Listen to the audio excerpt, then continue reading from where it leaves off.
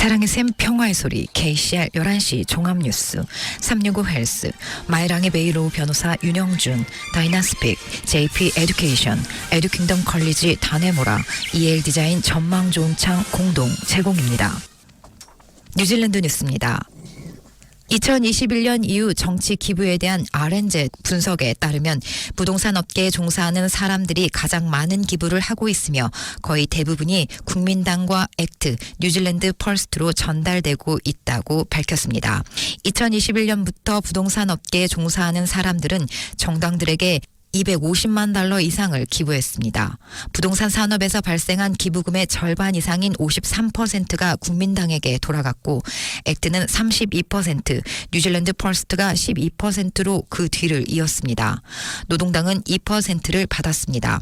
부동산 부분 다음으로 이 기간에 기부가 가장 많은 산업은 금융 부분 $197만 였고 제조 및 소매 부분 $192만 가 그 뒤를 이었습니다.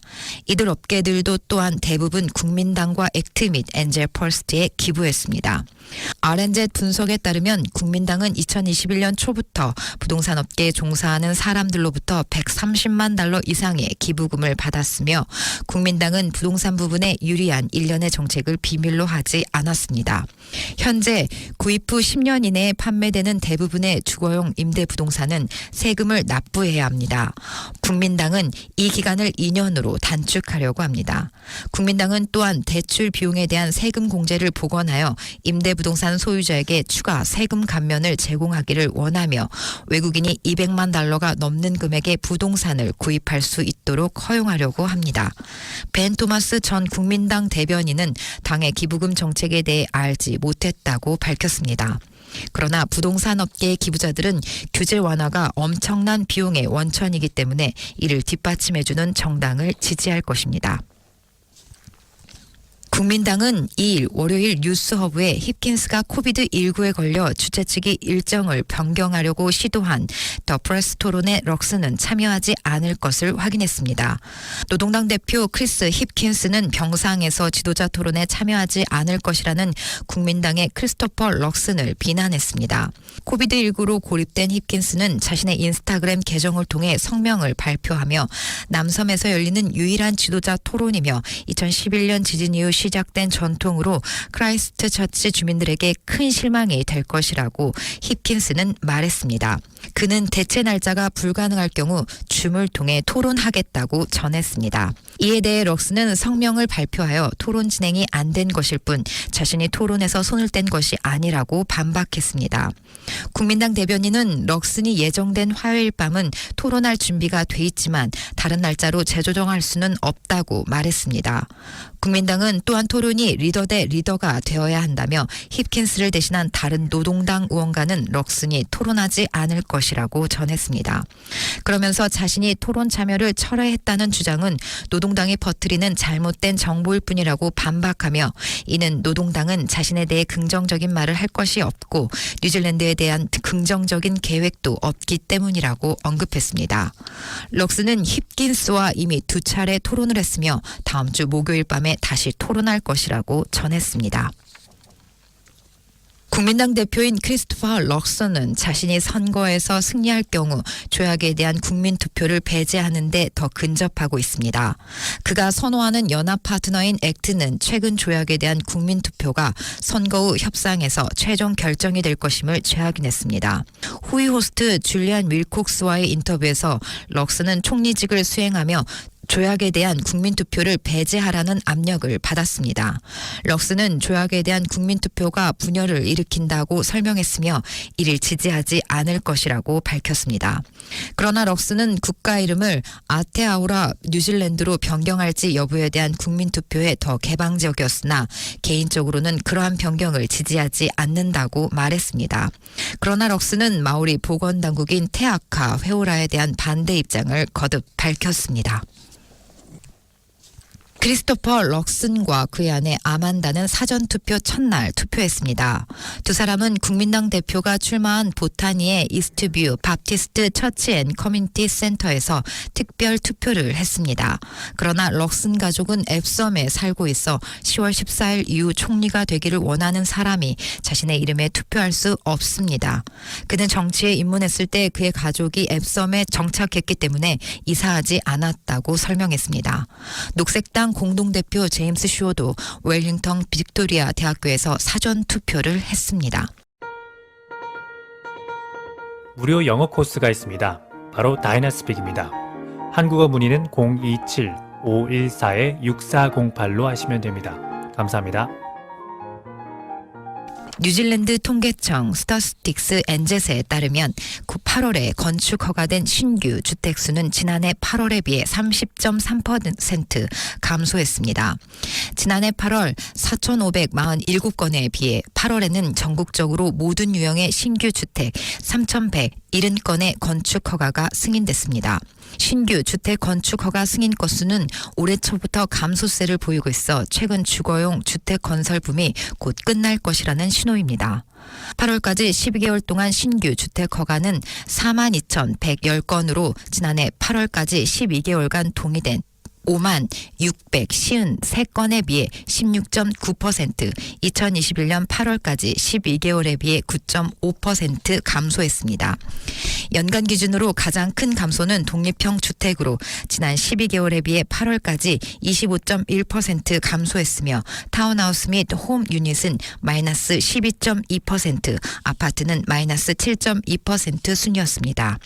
은퇴마을 세대는 지난 12개월 대비 8월까지 12개월간 2.4% 증가해 추세에 역행했지만 연평균 성장률은 2022년 9월까지 11.5%, 2021년 9월 25.2%로 급격하게 둔화되고 있습니다.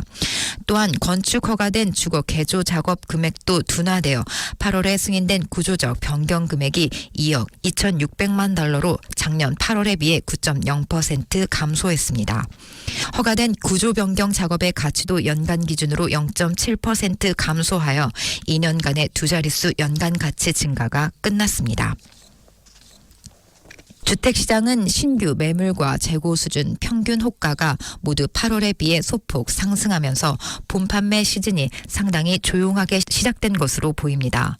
부동산 웹사이트인 realest.co.nz은 9월에 7,812개 동의 새로운 주택 목록을 받았습니다. 이는 8월에 7,444개 동에서 4.9% 증가한 수치며 작년 9월에 7,881동에 비해 마이너스 0.9%로 거의 변화가 없었습니다.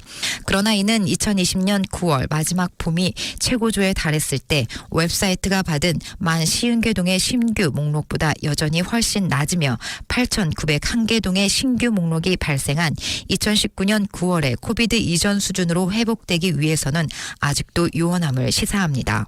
지난달에는 와이카토와 기즈번, 혹스베이와 마니아투 왕가누이, 웰링턴과 와이라파, 센트럴 오타고와 레이커스, 오타고와 사우스랜드 등 9개 지역에서 9월 신규 매물수가 사상 최저치를 기록했습니다.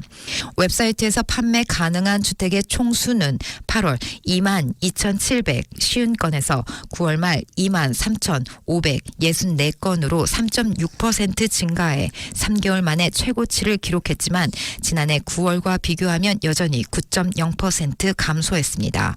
9월 전국 평균 호가는 84,606달러로 2개월 연속 상승해 8월보다 9,462달러로 1.1% 올랐지만 지난해 9월보다는 49,060달러로 5.4% 줄었습니다. realestate.co.nz 대변인 바네사 윌리엄스는 올해 흥미로운 점은 예상보다 붐이 더 완만하게 시작되고 있다는 것이라고 말했습니다. 내각은 문제가 있는 루아페우 알파인 리프트를 위해 $700만 이상의 추가 지원 패키지를 승인했습니다. 루아페우 알파인 리프트는 지난해 어려운 스키 시즌과 코비드19로 인한 폐쇄로 $4,500만 빚을 지며 자발적 관리 행정에 들어갔습니다. 지난 월요일 키어런 메가널티 지역 개발 장관은 내각이 2024년 3월까지 스키장 운영을 계속하도록 루아페우 알파인 리프트에 $735만 제공하기로 결정했다고 발표했습니다. 올해 초 정부는 2023년 스키 시즌이 진행될 수 있도록 루아페우 알파인 리프트의 청산인에게 최대 $500만 약속한 바 있습니다. 당시 키리 앨런 지역개발 장관은 자금 지원을 통해 청산인들의 사업과 자산을 누구에게 매각할지 결정할 시간을 갖게 될 것이라고 말했습니다. 키어런 맥아널티는 성명서에서 이 자금이 여름 동안 수행돼야 하는 중요한 유지 관리비를 충당하는 데 도움이 될 것이며 지역사회에 추가적인 확실성을 제공할 것이라고 밝혔습니다.